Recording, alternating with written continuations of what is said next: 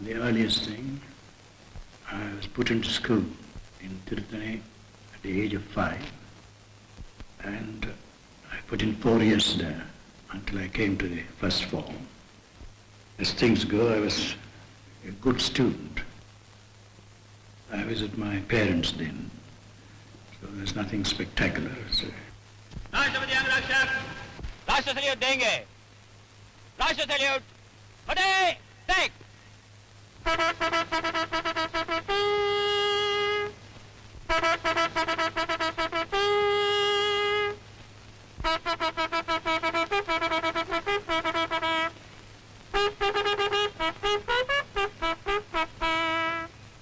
आगे कदम कदम आगे चल।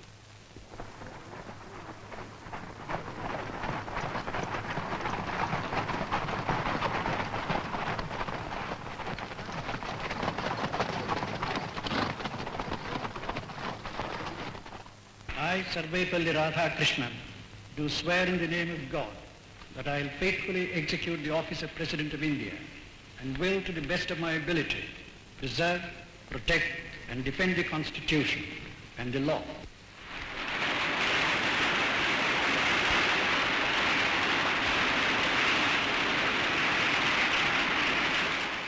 Tiruthanni, 40 miles northwest of Madras. Here, in 1888, the second child of a deeply religious couple, Sarvepalli Radhakrishnan, was born.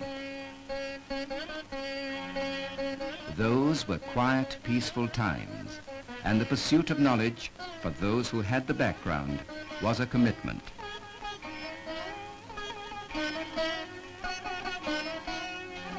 After his early education, Sarvepalli Radhakrishnan moved over to another of India's holy places. The next 4 years at Tirupati, I was away by myself. It is from 9 to 12. I was in a small hotel. And I was not a very diligent or regular student then, because I was left to myself. So I used my attendance at school. It was very irregular. From Tirupati to Voorhees College, Vellore.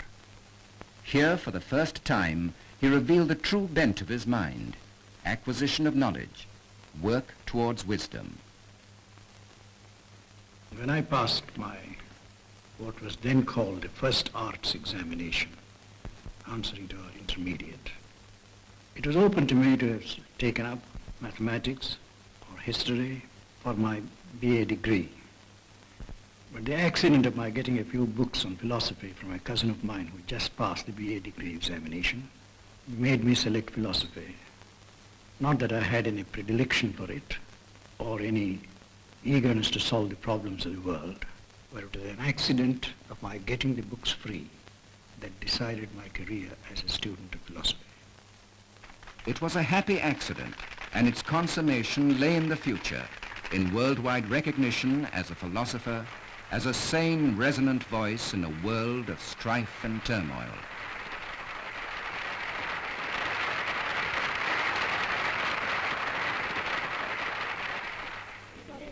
And finally, as the president of the 480 million people of India.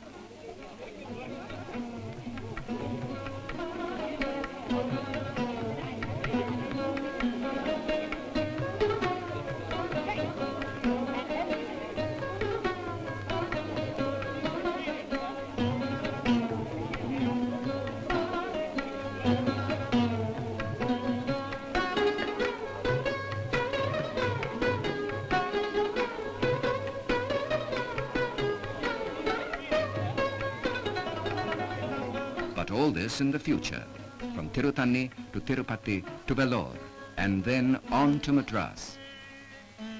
With a scholarship tenable in the Madras Christian College, I left Vellore for Madras. I was there for 4 years in the Madras Christian College, took both my BA and MA degree examinations from there.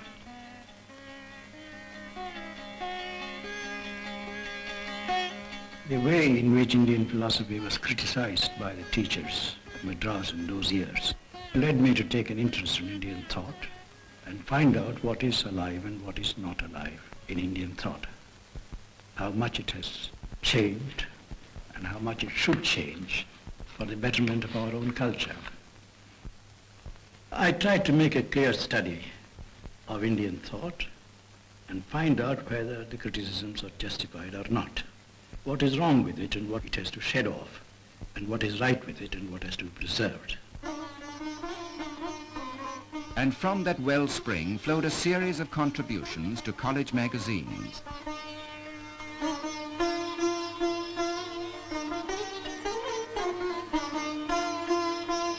An outstanding performance as a student and high commendation from the university.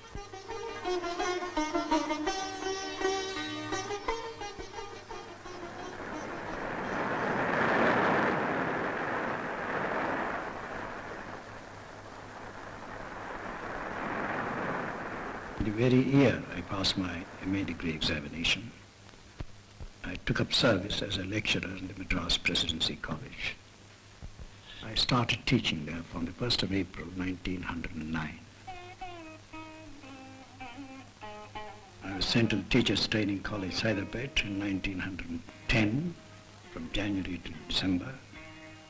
The lecturer in psychology happened to be on leave, and I was called upon, though a student, to also teach psychology to the LT students.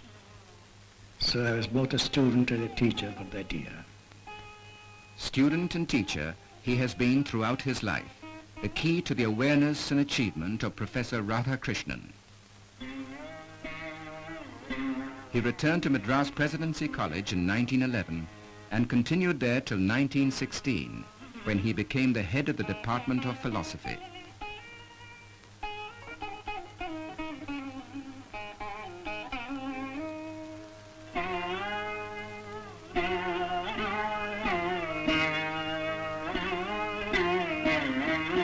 Always the inquiring spirit, to go back to the very roots of Indian life and thought. The great point about Indian thought was that it was subject to renewal in every stage. We had Indian thought in the Vedas is one thing, the Upanishads is quite different. You come to the Buddhist and Gita works, different altogether. Then you come to the commentators, Shankara, Ramananda, etc., quite different. Then when you had a number of saint singers like Kabir, Ramananda, etc., who were trying to help us to find out the common background of all these religions, what is said to be unity in diversity. Different cultures, different peoples, different religions are getting together. And Indian thought essentially emphasized what you call the saintliness of man.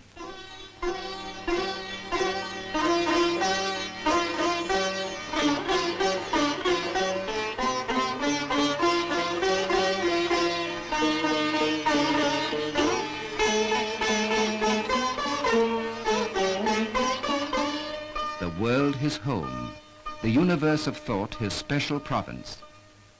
A series of articles turned the searchlight on philosophies and philosophers.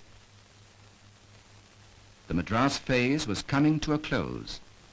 Professor A.R. Wadia, a contemporary, speaks of that time. In July 1918, Professor Radhakrishnan was appointed, my colleague, as Professor of Philosophy. And it was a very great acquisition to the Philosophy Department of Mysore University. Professor Radhakrishnan was not merely a distinguished writer on philosophy, but he was a great teacher as well. I got on well with the students. I never had any trouble with them. The way they come to me very often, both from outside and from the country. They write to me even now. So that our relations have been quite friendly and cordial.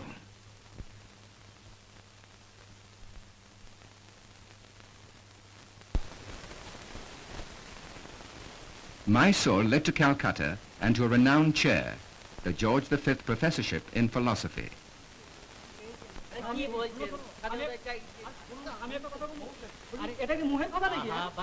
Gandhiji was successful in South Africa.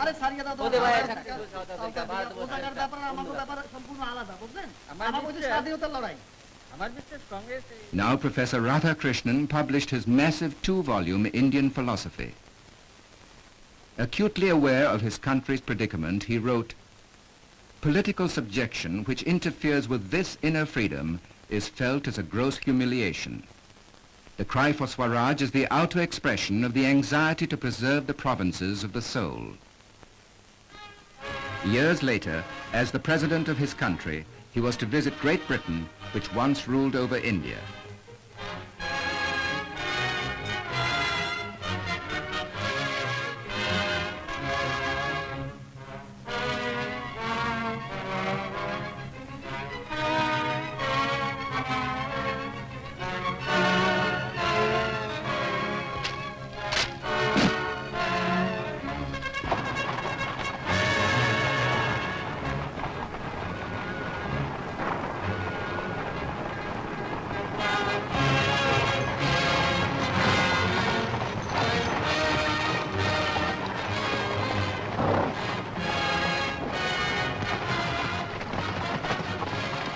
No stranger to England or its great seats of learning, Sarvepalli Radhakrishnan was engaged in the immense task of East-West reconciliation from as far back as the 1920s. Manchester College at Oxford invited him in 1926 to deliver the Upton Lectures on the Hindu view of life. Their theology course included a compulsory study of non-Christian traditions of thought. Everyone has to know something about the other traditions, other systems than their own, to make people believe that there is something valuable in every system of thought, and we should adopt it if we are to feel ourselves to be citizens of the new world.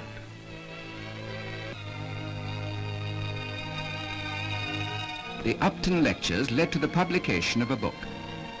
The Hibbert Lectures at London and Manchester resulted in an idealist view of life. From the Spalding Professorship at Oxford came Eastern religions and Western thought. Clearly the philosopher from India was at home here in these quadrangles of learning. He spoke in All Souls College. He spoke in the classrooms and from the pulpits, eloquent interpreter of eternal truths and contemporary dilemmas. Whereas they were unwilling to go to scientific laboratories and theory where they get a dogmatic denial, unwilling equally to go to Orthodox churches, etc., where you have complete affirmation. They thought here was something which is neither complete affirmation nor complete denial, something which takes into account the progress of thought and makes us reckon with the new developments in science, technology, and culture. All Souls College honored Sarvepalli Radhakrishnan with its highest recognition.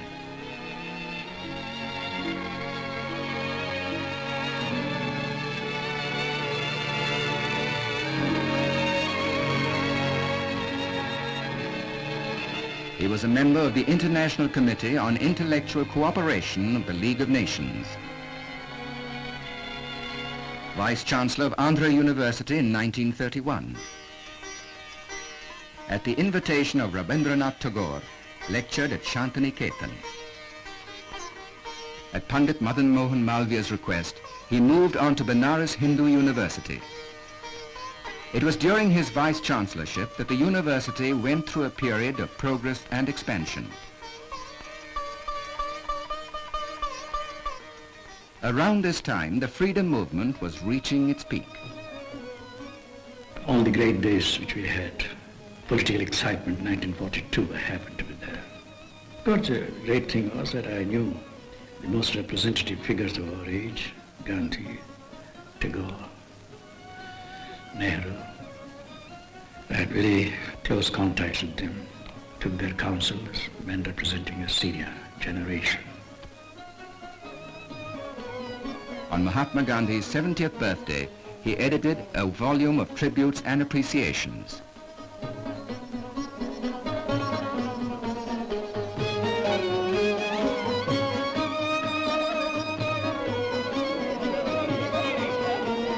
Inevitably, as India marched towards independence, history took Sarvepalli Radhakrishnan closer to the center of events. As a member of the Constituent Assembly, he heard Jawaharlal Nehru move the Independence Pledge. Long years ago, we made a tryst with destiny, and now the time comes when we shall redeem our pledge, not wholly or in full measure, but very substantially. At the stroke of the midnight hour, when the world sleeps, India will awake to life and freedom.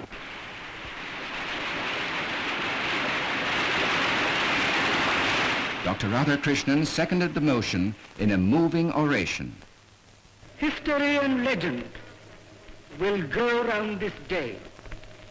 It marks a milestone in our democracy's march.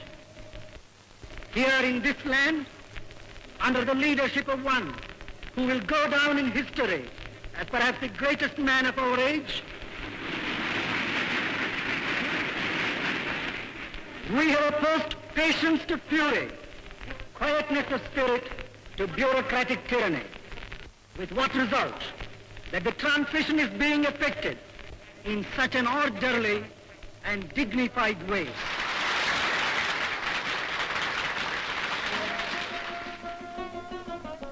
Independence brought in a host of responsibilities. Chairman of the Indian Universities Commission, Ambassador to the Soviet Union, a crucial assignment at a critical time. President of the General Conference of UNESCO, meeting the great challenge of raising the awareness of man. And in 1952, Vice President of the Indian Union. The philosopher came home to be the statesman.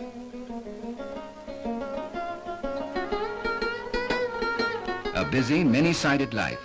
Chairman of the Rajya Sabha, the second chamber of the Indian Parliament.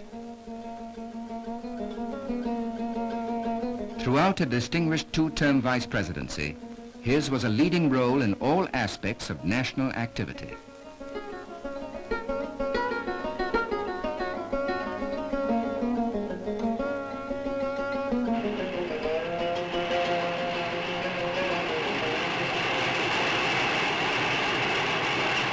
No area of life outside his concern. Sometimes the high office. Now and then, his own capacity to relax and